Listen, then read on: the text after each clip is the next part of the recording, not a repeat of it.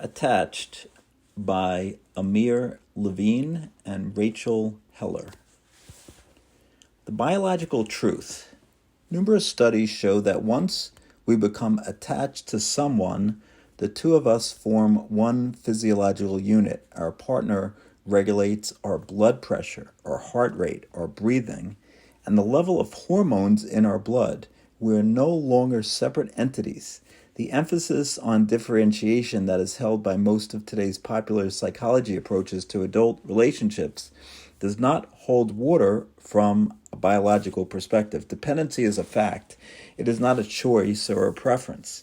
A study conducted by James Cohn is particularly illuminating to that effect. Dr. James Cohn is the director of Affective Neuroscience Laboratory at the University of Virginia.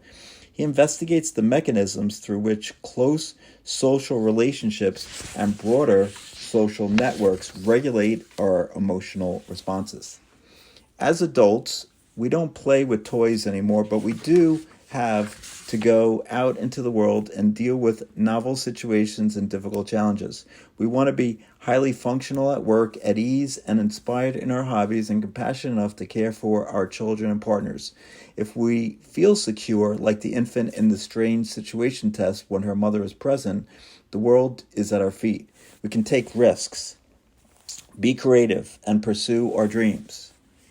And if we lack that sense of security, if we are unsure whether the person closest to us, our romantic partner, truly believes in us and supports us and will be there for us in times of need, we'll find it much harder to maintain focus and engage in life.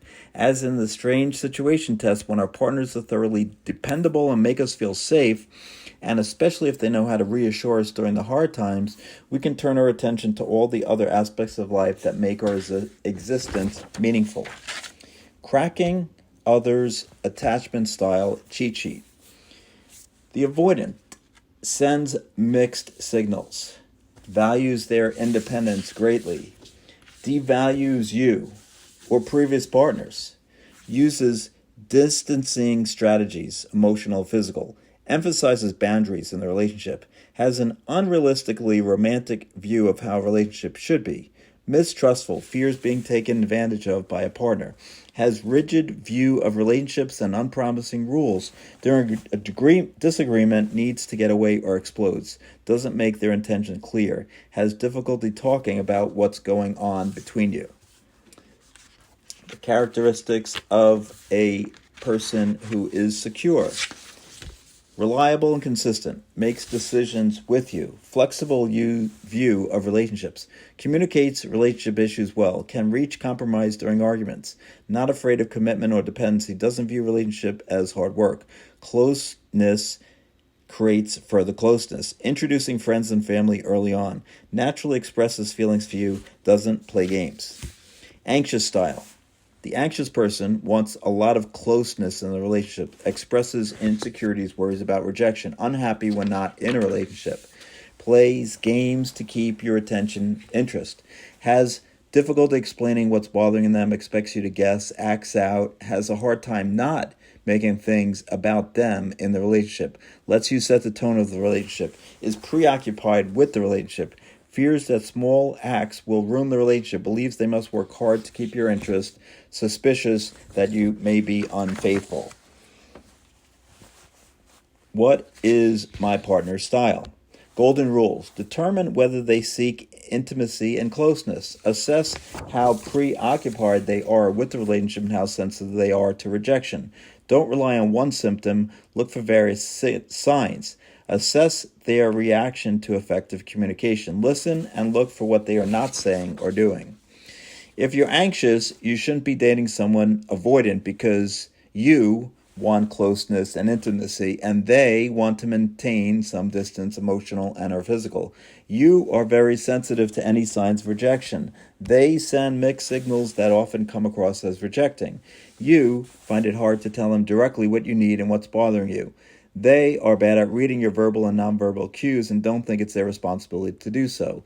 You need to be reassured and feel loved. They tend to put you down to create distance as a mean to deactivate their attachment system. You need to know exactly where you stand in the relationship. They prefer to keep things fuzzy. Even if your relationship is very serious, some question marks still remain. Smoking guns that indicate you're dating someone avoidant. Sends mixed messages about their feelings toward you or about their commitment to you. Longs for an ideal relationship, but gives subtle hints that it will not be with you. Desperately wants to meet the one, but somehow always finds some fault in the other person or in the circumstances that make commitment impossible. Disregards your emotional well-being, and when confronted, continues to disregard it. Suggests that you are not too needy, sensitive, or overreacting, thus invalidating your feelings and making you second-guess yourself. Ignores things you say that inconvenience them, doesn't respond or changes the subject instead. Addresses your concerns as in a court of law, responding to the facts without taking your feelings into account. Your messages don't get across. Despite your best effort to communicate your needs, they don't seem to get the message or else ignores it. Note that it is not specific behaviors that threaten to become smoking guns, but rather an emotional stance, an ambiguity about the relationship that goes hand in hand with the strong message that your emotional needs are not so important to them. They may say the right things at times, but their actions tell a different story.